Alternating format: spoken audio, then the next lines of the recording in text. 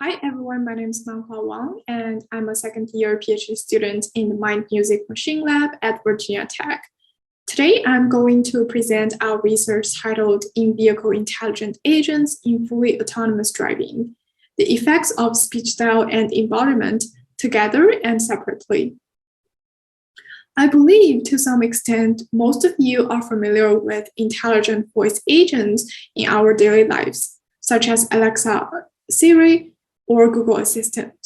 Some voice agents have also been introduced to the driving setting, like Alexa Auto.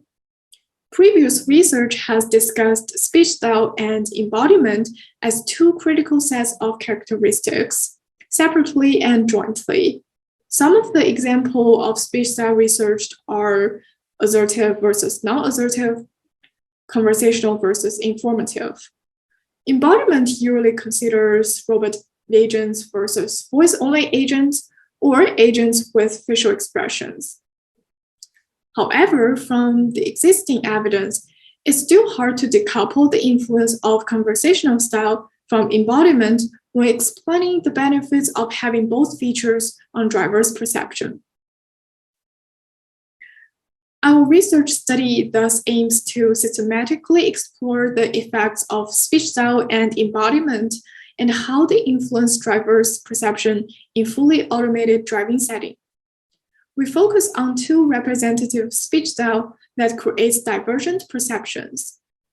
So informative style provides information in a simple manner and it's straightforward. Here is an example of the informative style. Jaywalker ahead. The conversational style interacts like our daily conversations and can create a feeling of being cared.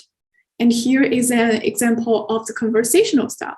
A man suddenly popped out onto the road. Are you okay?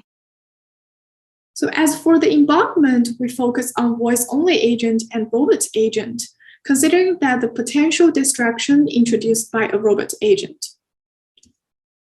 We have two hypotheses. First, drivers will prefer and give higher ratings in subjective measures on the conversational speech style over an informative one in level 5 automation. Second, drivers will prefer to have a robot agent over a voice-only agent in level 5 automation. To test these two hypotheses, we adopted a within-subject design with both speech style and embodiment as within subject variables. This results in 4 types of agents. We recruited 24 participants, and each participant experienced 4 fully automated driving scenarios, accompanied by each of the 4 agents. As for the dependent measures, we collected both subjective and objective measures. We asked their perceived workload through NASA TLX. Drivers' perception on driver-agent interaction was measured through several well-established questionnaires. We also asked their preference towards 4 agents at the end of our study. We used Tobii Pro glasses to collect eye tracking data throughout the study as objective measures and later conducted analysis on fixation-related metrics and pupillometry, specifically using percentage change in pupil size. Here is a brief overview of the experimental procedure. Before the formal study, participants went through a test drive to make sure they did not have simulator sickness. They then filled a demographical questionnaire, including their age, gender, and driving experiences. After a 2-minute baseline was collected, participants experienced a driving scenario with 1 type of agent, followed by completing NASA TRX and other subjective questionnaires. This process was repeated for 4 times for 4 scenarios. And at the end, we asked them to rank their favorite agents. Let's look at what we get. We found that both the conversational style and the presence of a robot received higher scores on likability, social presence, and warmth. And these 2 features also independently influence drivers' perception. The conversational agent was perceived as more anthropomorphic and animated, with less cognitive demand and annoyance, while the robot agent was perceived as more competent. Participants also perceived lower overall workload accompanied by a robot agent. As for the preference ranking, we found that participants ranked conversational robot agent as their first preferred agent, followed by conversational voice agent. This finding partially support our second hypothesis, indicating that participants may have a preference for an embodied agent over a voice-only one when they both carry a conversational speech style. Here, we present a summary of results from subjective measures. Both conversational style and a robot increased likability and warmth. Conversational style was able to make drivers perceived agents with higher anthropomorphism and animacy, and with lower annoyance and cognitive demand. Robot agents yielded higher perceived competence and lower perceived workload. A majority of drivers ranked conversational agents as their first choice. The preference result, along with questionnaire results, fully supported our hypothesis 1. Looking at the results from objective measures, we did not find a significant difference of distraction fixation duration or frequency between conditions of speech style or embodiment. Pupillometry results revealed a significant smaller percentage change of pupil size when accompanied by informative agents than conversational agents. Our findings on the impact of conversational style aligns with previous finding that nature conversations are associated with increased anthropomorphism.